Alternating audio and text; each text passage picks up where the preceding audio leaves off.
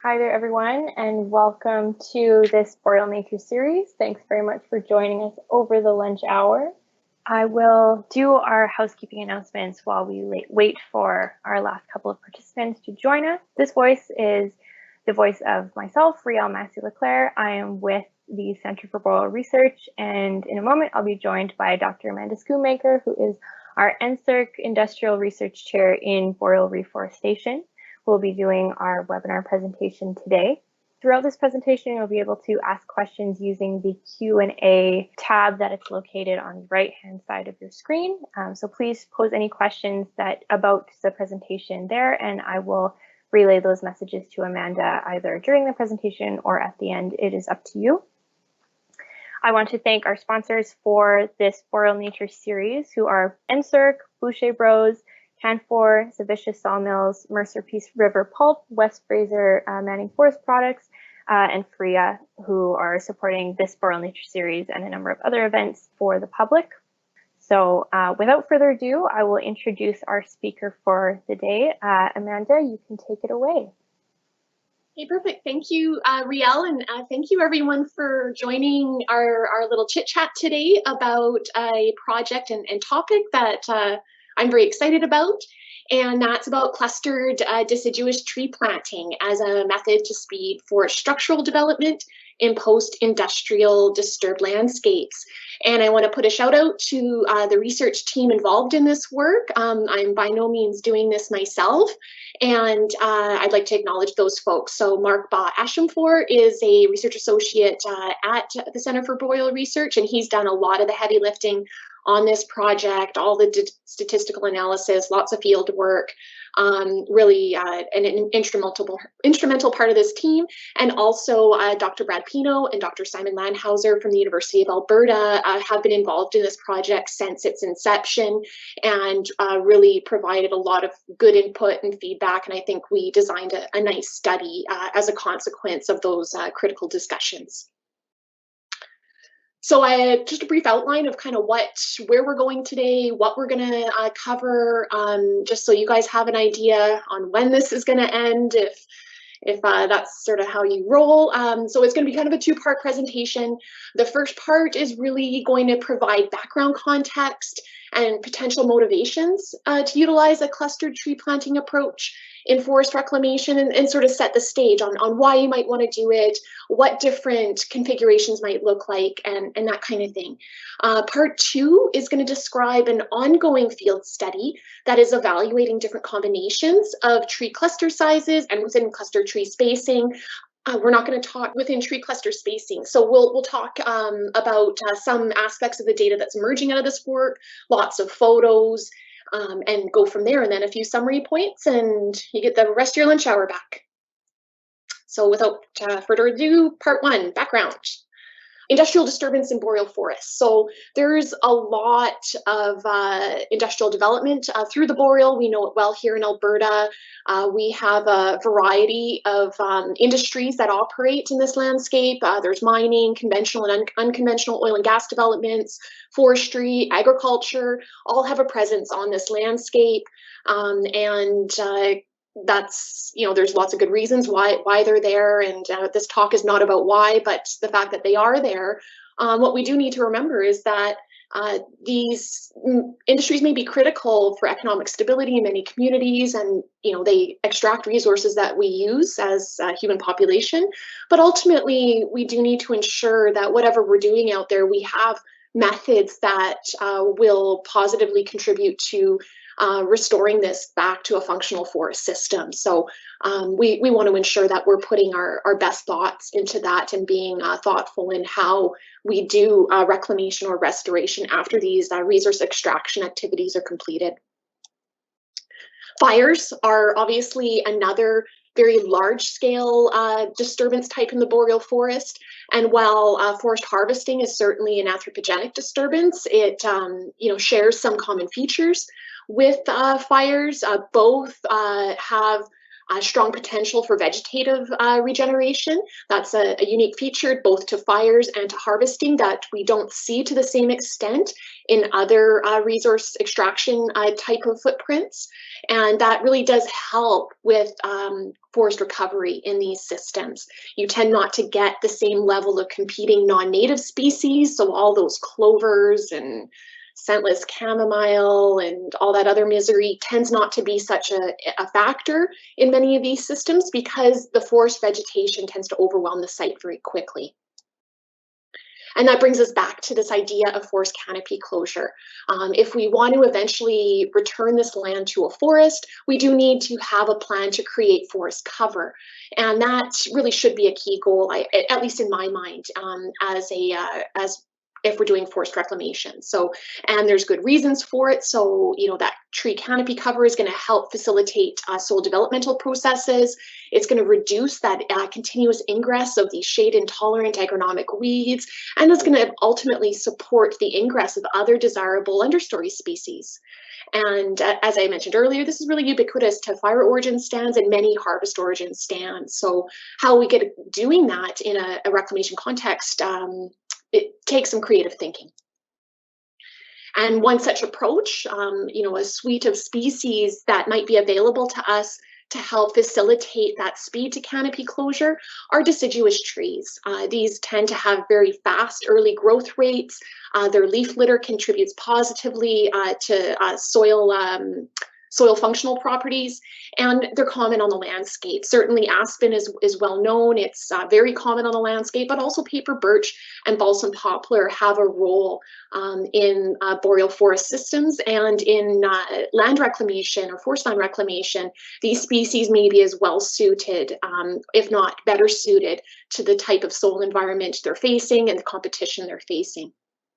The research trial sites are on two in situ oil sands footprints. So the one's a reclaimed sump site, and the other is reclaimed borrow pits.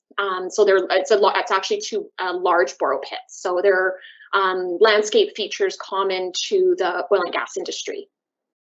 So these are systems that will have had soil stripped and then respread after their industrial activities were completed. Okay, so back to this one. Why cluster planting?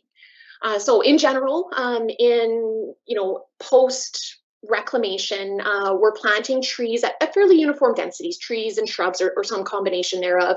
Anywhere from around 1,500 to 5,000 stems per hectare is not uncommon in these types of landscapes. And this practice really kind of comes back to what we know, and that's really from the forest industry, where we plant seedlings when tree planting is being done post-harvest. It's usually conifers, and it's typically at uniform spacing, and that's really to maximize growing space between individuals so that you get better levels of stand level wood volume production. So there's good reason for doing it in that context.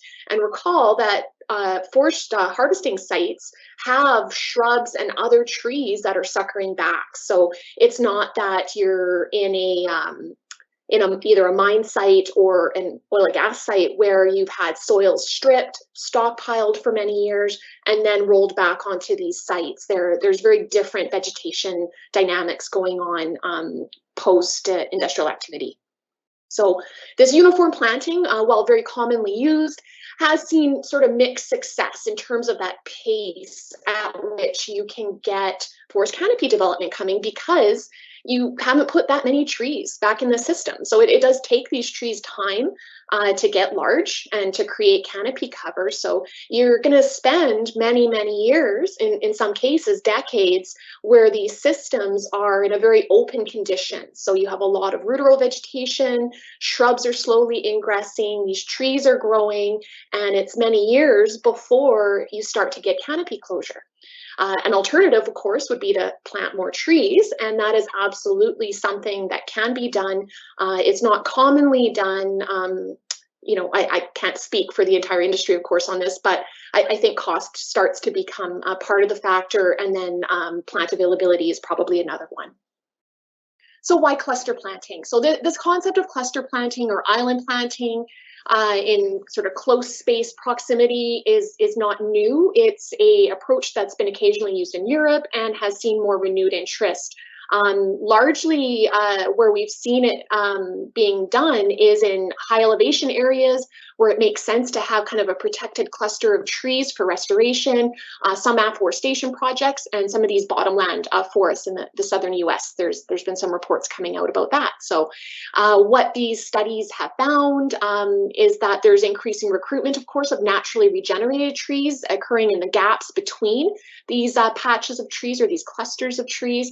And overall, they tend to see higher species richness in these cluster planted stands relative to uniform stands. And this is probably attributable to the fact that you have a lot more structural diversity. So you have these open areas that are suitable for a certain suite of species, and now you've got these sort of treed closed canopy areas that are suitable for other species. So it allows you to have higher richness overall because you've created more structural diversity.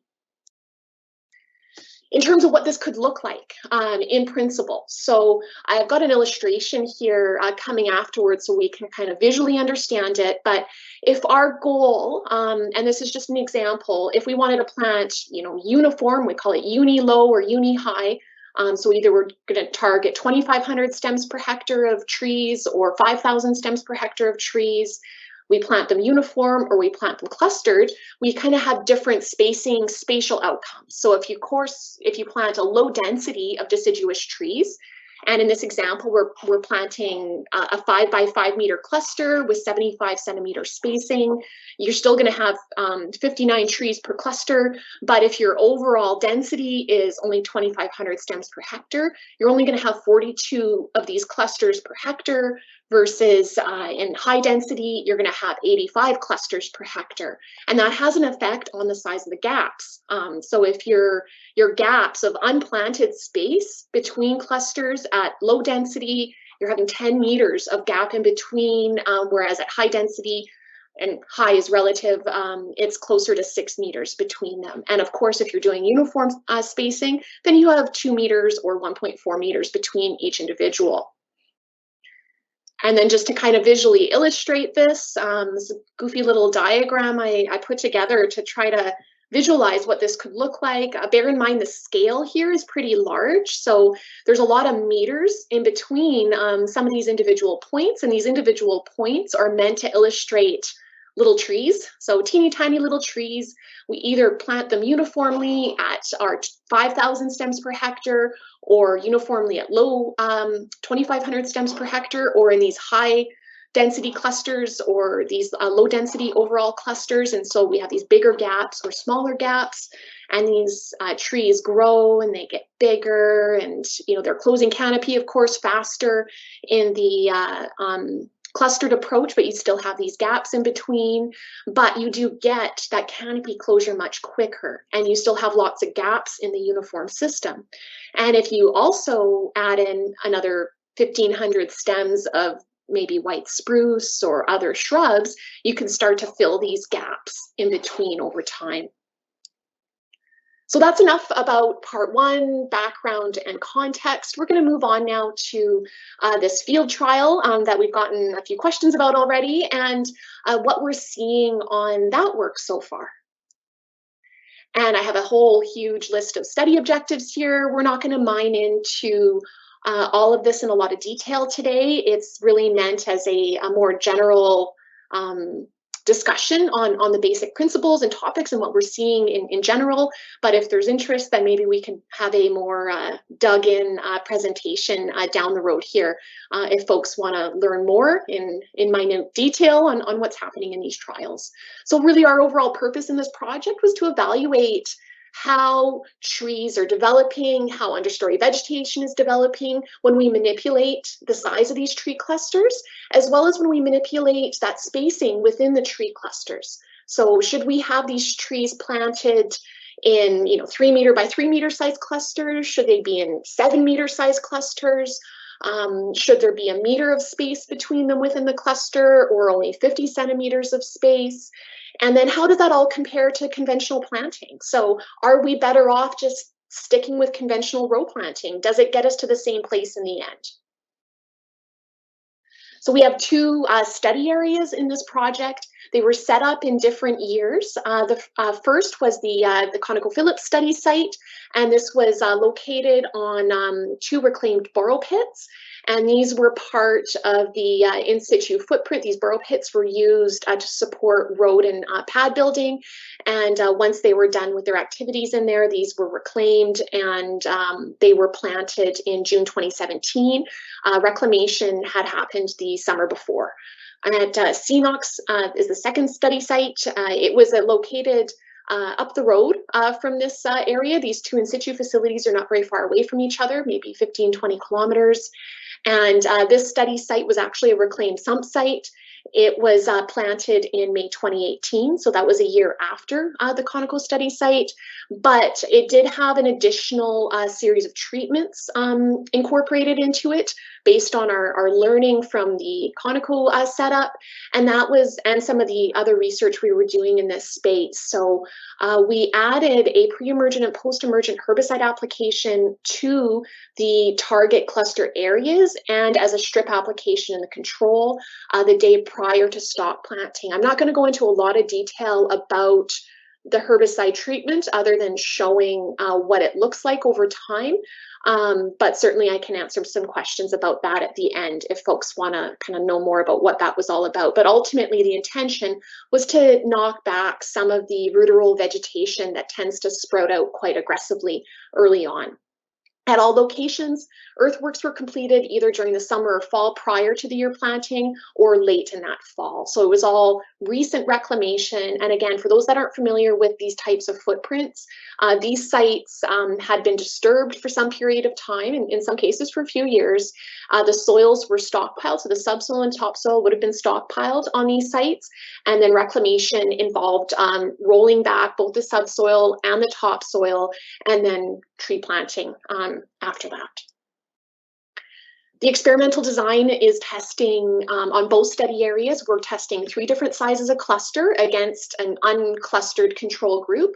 The overall target density of deciduous trees was 5,000 stems per hectare.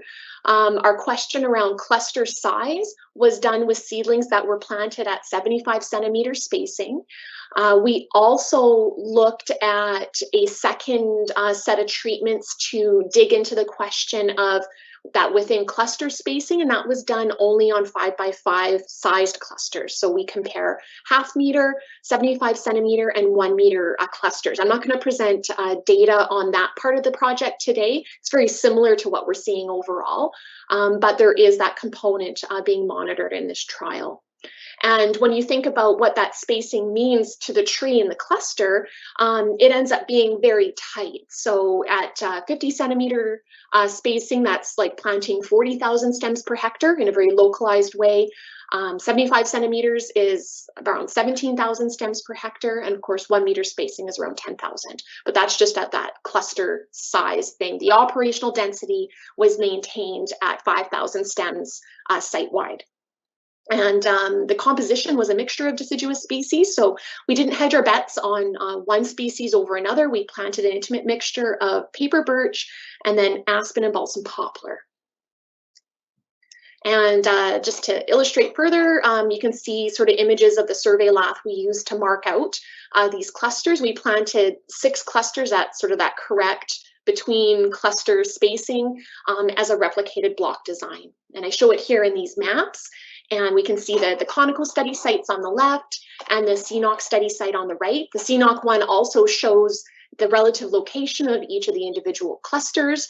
And of course, if you have a large cluster, a 7.5 by 7.5 meter cluster of trees, you need a lot more plot space to create the right density overall because you have larger gaps in between them. And I illustrate that here in this table.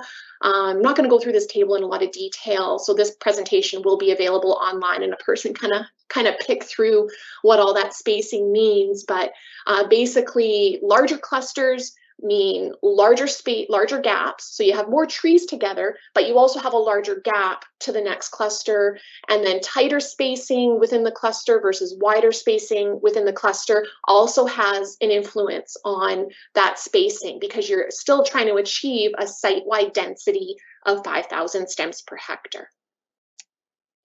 And now for a few images. So we're going to get into a series of pictures to show you really what this looks like on the ground.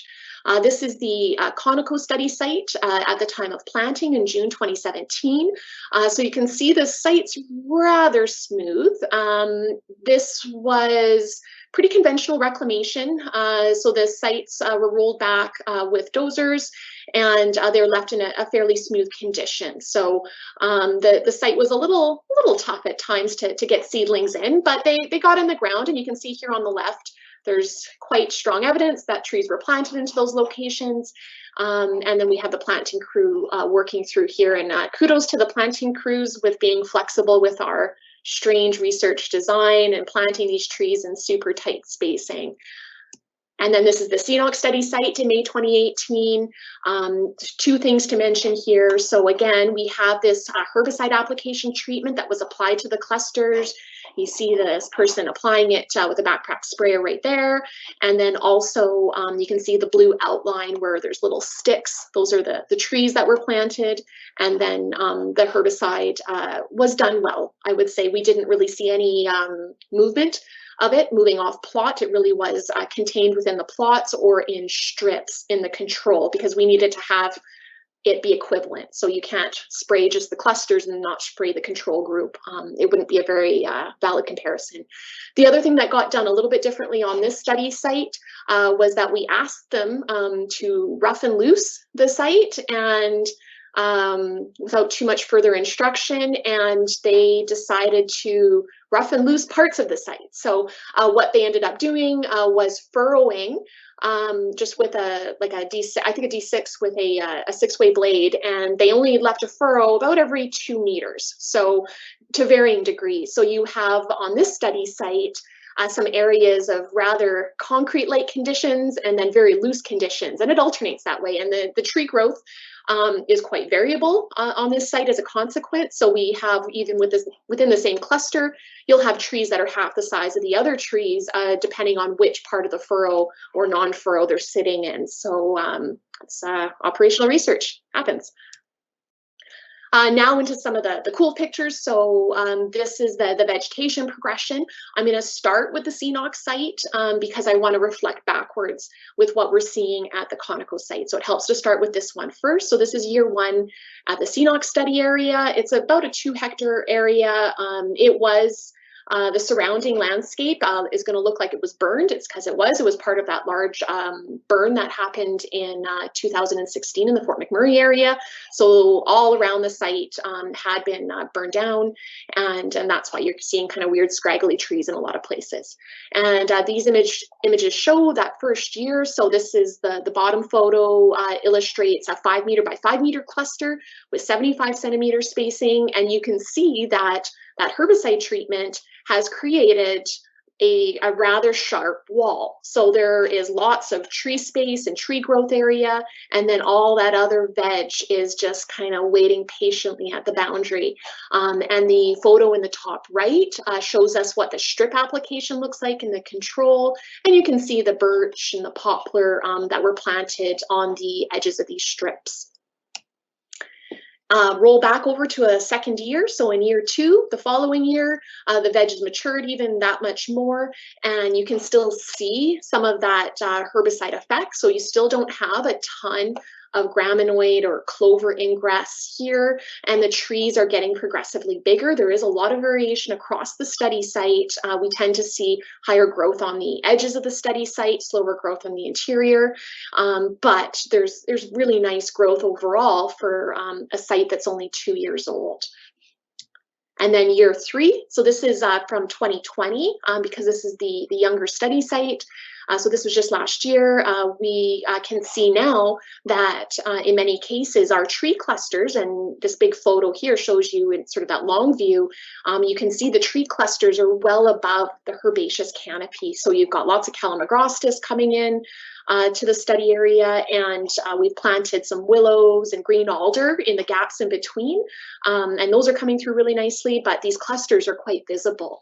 And when you poke your head inside these clusters, you you start to see some really neat divergence. So you get like nice forest floor things happening. So leaf litter is falling down, raspberries are coming in. This is a fireweed plant right here. There's lots of fireweed that kind of roams through these clusters, and you have very much a different microsite type area than you would in the more open side. So this photo in the bottom right shows just what it looks like in between, in the gap. So we've got lots of calamagrostis and clover and other things that are dominating, which are very common features.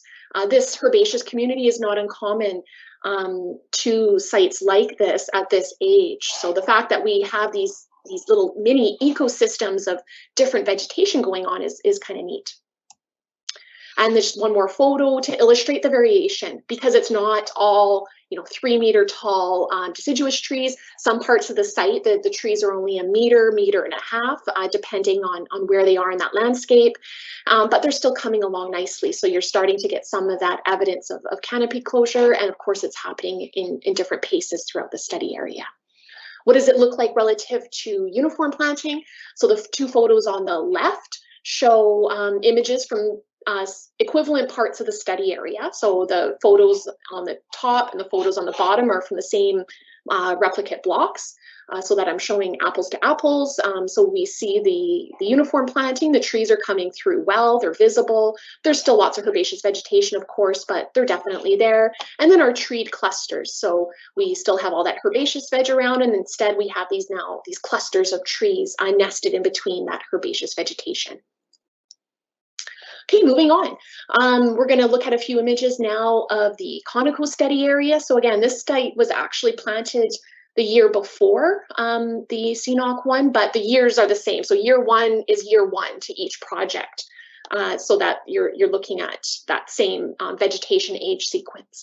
We did not apply any pre-emergent herbicide. The site was rather smooth. And both of these things are likely contributing to some of the growth differences you're going to see here. This is a couple examples of different areas of this study area in year one. You can see in the bottom left, I've circled where the trees are because they're hard to see. There's a lot of competing vegetation in some parts of this site. And then in other parts of the site, it wasn't so bad in the first year, and the rows of trees are pretty visible in these clusters. Take it up to year two. This is when sweet clover is at its finest. Typically, if you've been on a site or been on these sort of post-industrial sites, you'll probably be familiar with sweet clover.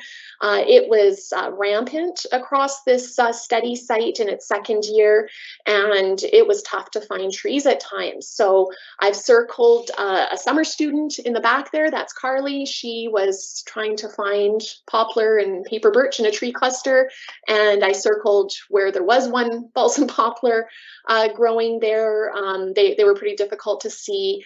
These trees had a hard time, so a lot more competing vegetation. Most of them were alive, they were surviving, but their growth rates were substantially reduced. So the rate of growth here, and we'll see this a little later in the quantitative data, the growth rate was just much slower. In year three, many of these trees have finally gotten on top of the competing vegetation, and the sweet clover, of course, isn't so bad now, and they're starting to come through. They're growing a little bit slower, but they're definitely there, and I think they're just further behind what we see at the CNOC study site, but they're coming along. In year four, so we didn't do a measurement point in year four for this project, but I was out there because this was in 2020 at the conical site. I was out there, so of course I had to snap some photos. And what we can see here is that these clusters are now just starting to resemble what we see at year three in the CNOC study site. So it's taking them a bit longer to get there, but that sort of clustered condition is starting to come through. And it's coming through really well in some parts of the study area where there was less competing vegetation. That's really shown up here on the right. What we saw in 2020 in both areas was the presence of these wasps. I was told these were wasp nests. That's what Simon had thought. And we saw them at the CNOC study site. And I've never seen Mark run so quick after seeing one of these. And we also saw them at the conical study site, and they were always on paper birch. and growing right around the stem of it. So the stems have gotten sufficiently large that they are making for nice habitat for these insects, and probably a bear or somebody got a hold of this one. But anyway, on to some quantitative data. So just 3 slides on quantitative data, and then we'll have a little bit of wrap up. So key points on cumulative survival. So I mentioned this a couple of slides ago. We're not seeing very different rates of survival.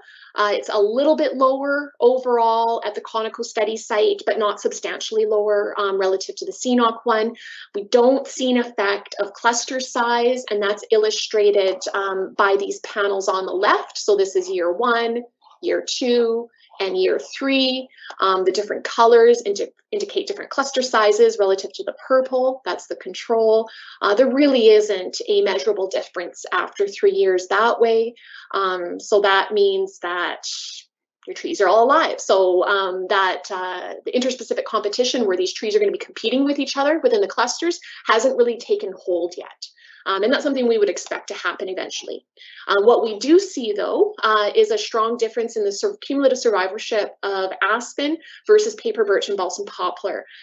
So for those that have worked with aspen in these types of situations, it can be a really frustrating species. It's got some unique stock requirements that I don't think everyone's quite figured out. So we had some problems with it in the first couple of years in both projects. So in both studies, aspen got hit by insects and fungal infections and just random dieback overall. So that was across 2 different study areas, 2 different years, same seed lot, different years of propagation. So we saw that back to back in both projects. So survival is landing somewhere around 55 to 60% for that species after 3 growing seasons on both projects.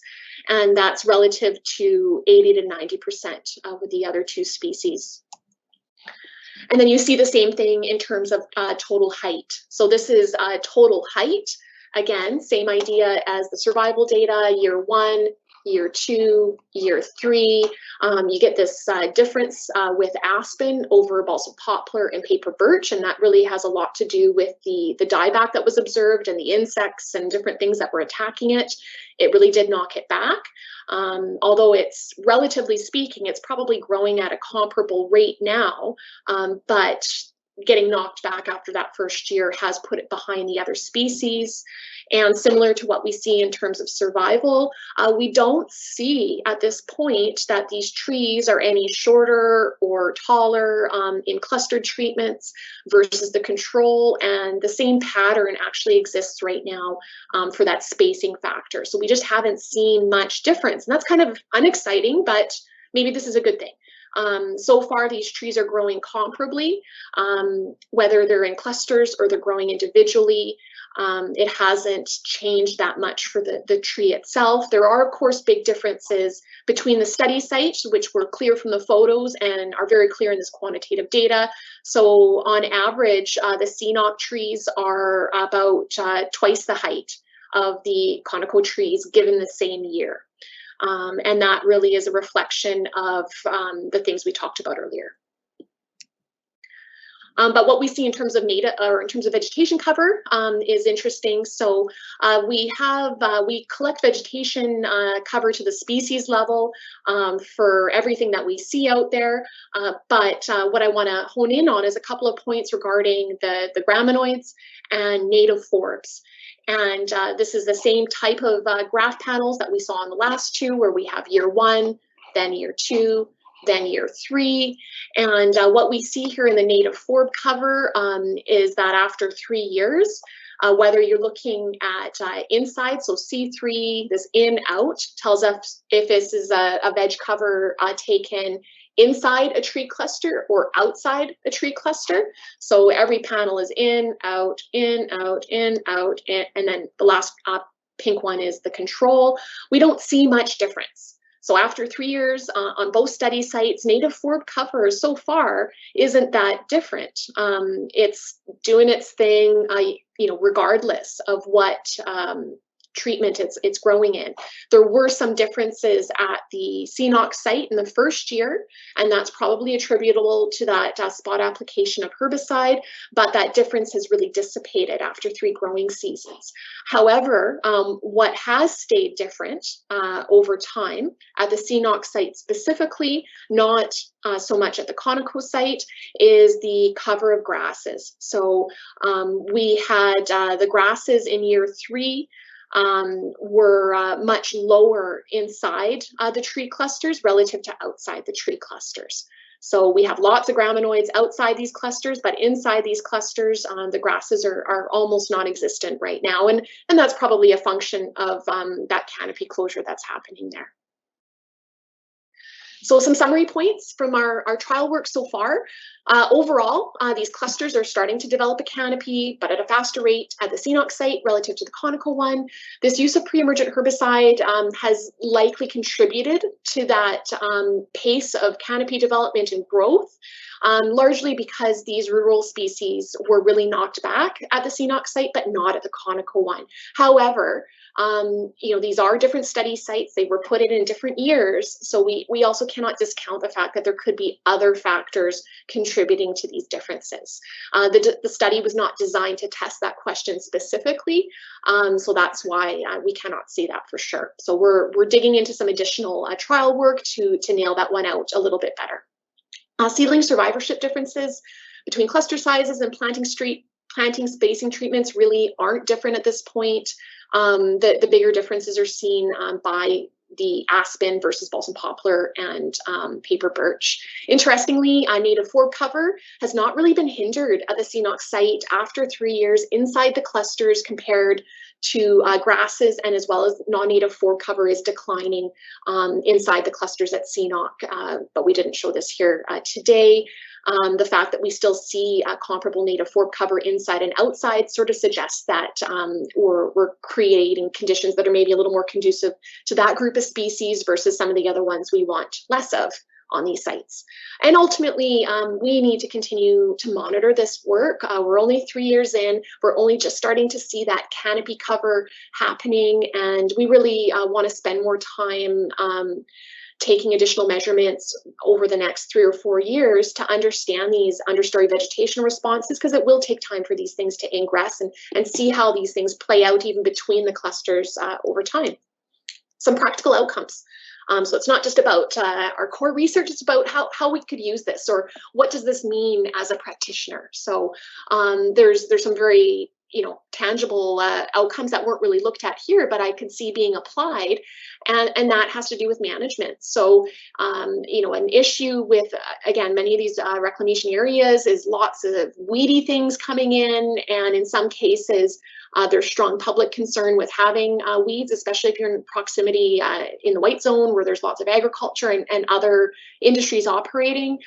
If you plant your trees in clusters, this may allow for a more convenient way to manage down that competing vegetation in between the clusters. It gives you more options, because once you plant, herbicide-based approaches are very limited for all things outside of conifers. And then the other potential operational setting benefit is you now have shorter timelines to creation of forest canopy. If done well, you can actually get some aspects of forest structure returning in fairly short time frames. And this image here on the right is a publicly available image. It's taken from this website here. This is the RMW map viewer, and this was an image from June 2020, and this is the CNOC study site.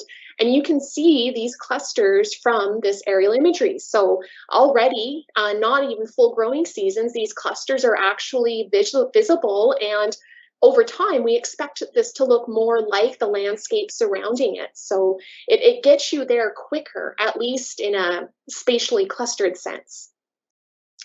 Last practical outcome, you also have an opportunity by cluster planting to create greater heterogeneity in your vegetation mixture. So you can plant these deciduous tree clusters and then also plant more competition compatible species in between them. So you can plant things like white spruce in between. You can plant buffalo berry, or in the background here, green alder, and other shrubs that that we already know have a greater tolerance for competing with that ruderal vegetation, and allow them to fill those gaps and create just a more diverse system overall.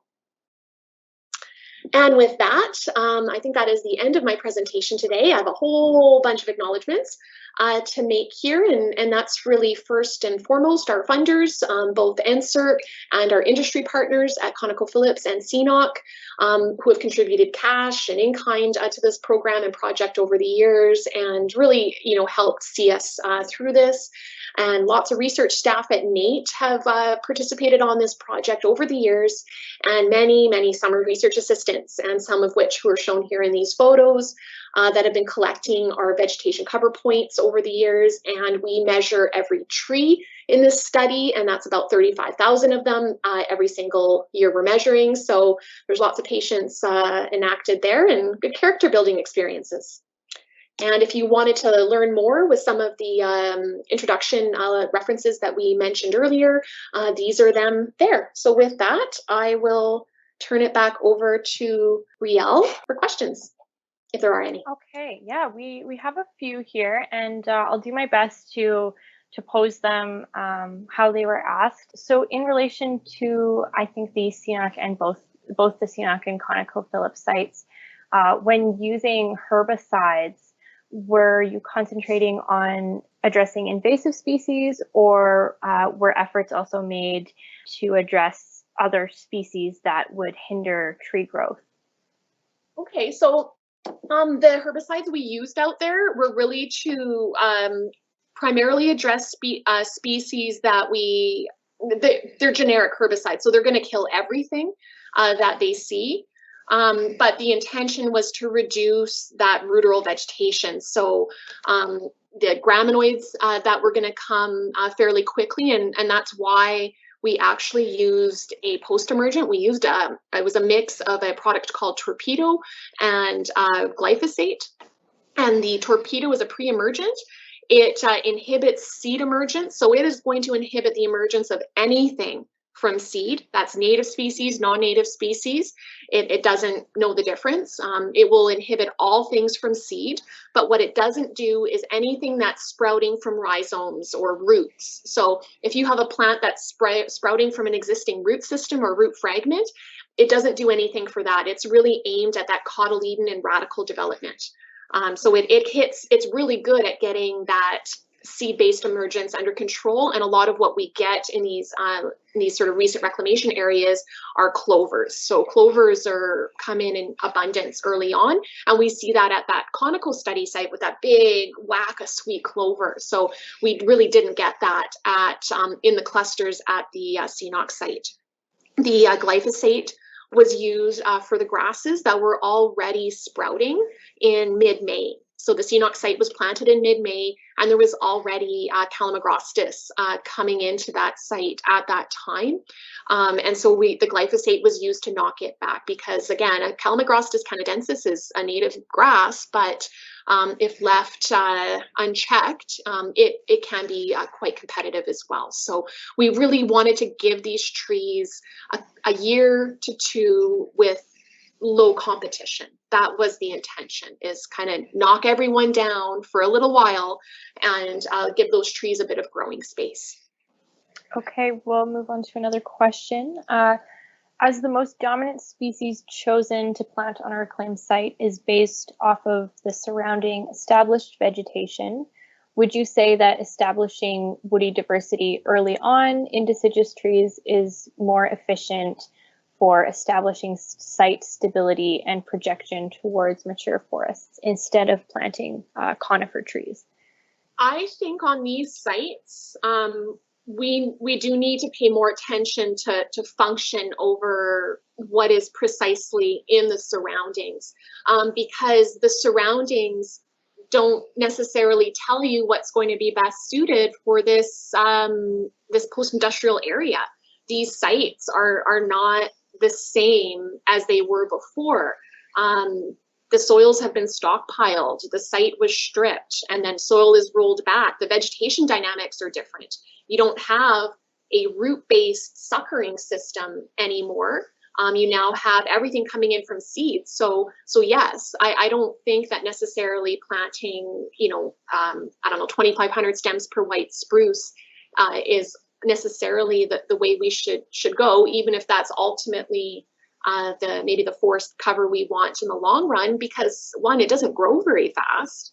And secondly, it isn't necessarily going to fit all of those sort of early successional structures we're trying to get going on this system.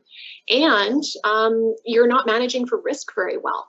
So you don't know what's going to happen to that site over the years and what kind of biological agent is going to come in there and chew on your spruce or chew on the aspen. And why, and with all of that together, I would always advocate for planting 2 to 6 species, 2 minimum, 6 ideally, or of trees and shrubs on these sites, because it's just going to, diversity is a good thing in general. I mean, that is as a general principle, and it just buffers variation over time on these study sites. So even if one species for whatever reason gets knocked out, you have other ones that are there, and these deciduous species are certainly faster growing, so they help us get to something more forest-like quicker. Great. Next question. With the industry standard of practice being to rip forested sites in site preparation for tree planting, would this affect the cluster planting method, and can you see a change in this practice? I think the cluster planting method would work even better. We were really hoping these were all really nice and rough and loose and ripped, but it didn't turn out that way. So this discussion of rough and loose or ripping and decompaction in these types of sites is an ongoing one, and one that I know a lot of people are advocating for, but it really is a communication with every person in the field doing this work. So you're convincing one person at a time. And there's also some regulatory things that come into this as well. So many of the regulatory approvals that these operators are working with state that they need to, put back these layers of soil, and then going in there and ripping and mounding may be counter to what their regulatory approvals say. This is what I've been told, at least. So you do have sometimes these conflicting approvals and conflicting regulations kind of getting in the middle of it. But I would always encourage operators to rip, mound, rough and loose, something to these sites. So it's only going to help them grow faster. I think that, this is just my opinion now, if the Conoco study site had been ripped or mounded, the competition may have been less of an issue. So the trees just would have grown faster. But because the site was not as loose as it could have been, the trees now have to deal with competing vegetation, and they also have to spend more energy pushing roots through less loose soil. So together they just weren't able to do both as well. So it's probably just energetically more demanding to push your roots through more compacted materials. So I think the answer is yes. Yes, rip your sites. They will grow better. Trees will work, clustering will work awesome if you rip the site first. I guess jumping off of that one, Amanda, is understanding that this cluster planting method is meant to cover a variety of disturbances within the boreal forest. How do you think that this method would affect the reclamation criteria for well sites and associated facilities of forested lands? So if you were going to apply that criteria, the way that they run those survey plots, so in that criteria, like on a 1 hectare well site, I think you divide the site into 9 sort of sampling measurement quadrats. And then you do a circular plot in each of those, and each circular plot location should be representative of the site. I think when you run that evaluation, of course, if you drop your quadrat in the cluster, you're going to have a ton of trees. And if you drop it in between, you may not catch very many trees. I don't think that should be a factor in passing or failing the criteria, but there certainly would have to be a mention of what type of planting arrangement you've used on site, and perhaps some sort of supplemental measurement or index to say that, survival is X, Y, and Z in this clusters, and this was the cluster arrangement. So there would probably have to be some additional language, because the survey measurements done with that type of criteria are not going to capture what's happening on that site, because your trees are very tightly aggregated, right? You may have 2,500 or 5,000 stems per hectare, but it's not in an even distribution. So capturing that data set properly would probably take a little more creativity. And I don't think it would be insurmountable either. It's really just communicating that clearly and making sure that your surveys somehow represent what's happening on the ground in that sense. But you would still be meeting the criteria by doing this, because the criteria require for natural recovery, I think 5,000 stems per hectare, and for planting at least 2,000 stems. So you would still meet the criteria in that sense.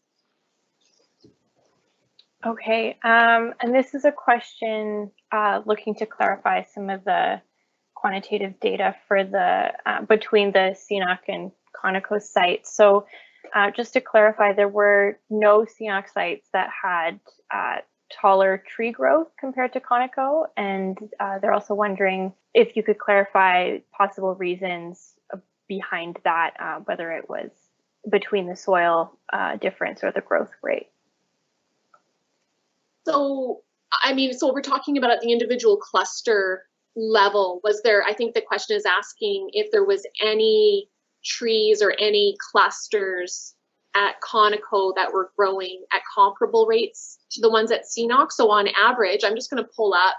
So here we're looking at total height again, and what you can see that when you average everything up, and this is an average of 12 to 20,000 seedling, or yeah, I guess overall 35,000 seedlings. But anyway, lots of seedlings are going into these averages, but it's in a block design. So your true replicates are much lower, but you don't see a difference in height within the cluster treatments at either the CNOC study site or the Conoco study site. The difference is between them. So the Conoco study site on average is half the size of the CNOC one. Yes, there are some individual clusters at the Conoco study site that might actually be growing comparably to what we see at the CNOC study site, because at that study site, there is a really large range of growth rate. You have clusters that are close to 3 meters in height or more. And you have other clusters at CNOC that are only like 1.5 meters, and that's very comparable to year 3 at some of our Conoco ones. But once you average that all up and deal with the block design, you still find that there's just huge differences between them. And then back to the why. Why is it different given the same age at the CNOC site versus Conoco site? So the seed lots were the same. We ensured that we kept that genetic pool the same, but the trees were grown in different years. They were grown by the same nursery both years, but there is still some year-to-year variation in tree characteristics that way. I think the paper birch was maybe a little bit bigger at the CNOC site going in, but I think the other species were comparable. We actually have that stock data. We haven't rolled it up, but we do have it for both years of study in terms of characterizing the seedling stock that went into these trials. The lack of competition at the CNOC site is probably one of the larger driving differences. The site prep is a little bit different. So where you have those little furrows, your tallest trees are in those furrows for sure. But you still have most of the trees are not growing in furrows. Most of them are growing in fairly flat, concrete-like ground that is probably more comparable to what you see at the Conoco site. So, but the Conoco site isn't necessarily concrete either, right? It's just conventional reclamation. But you have that factoring in probably to some degree. The Conoco site is also a much larger area. So that's another factor. So we're talking about around 7 hectares of area, so potential for greater heterogeneity, whereas the CNOC study site is like 2.5 hectares. And that was really a function of, at the Conoco site, we had to space out the plots, the individual group of 6 clusters within each treatment combination, because there's that active 3D seismic going on in that area. So we had to lay out our plots in such a way that they weren't going to get munched down by the seismic crews in the winters. So we had to space everything out a lot more. So potentially just that greater gradation of site conditions could have also contributed to some of these differences in growth. And there is some differences in the soil properties. We measured some soil characteristics in 2019, but the trouble with comparing that data, so we did look at that data, but it's tricky that early on because 2019 is the 3rd year growing season for the Conoco study site, but it's only the 2nd growing season for the CNOC study site. And that early on, sort of post-soil rollback, the soil stuff is still, I'm not a soil scientist, in case anyone didn't know. These soil properties are somewhat dynamic early on, right? Things are changing, nitrogen's moving. It's a lot more in flux, so it's tricky. We have to be careful to make direct comparisons on sites that are different kind of developmental ages, but they were sampled in the same year. So should you sample in different years to catch the same developmental age, or just wait till year 10 when things have normalized and it's not going to change as much or as quickly? So, there's a number of factors that are going to have contributed to these differences in growth.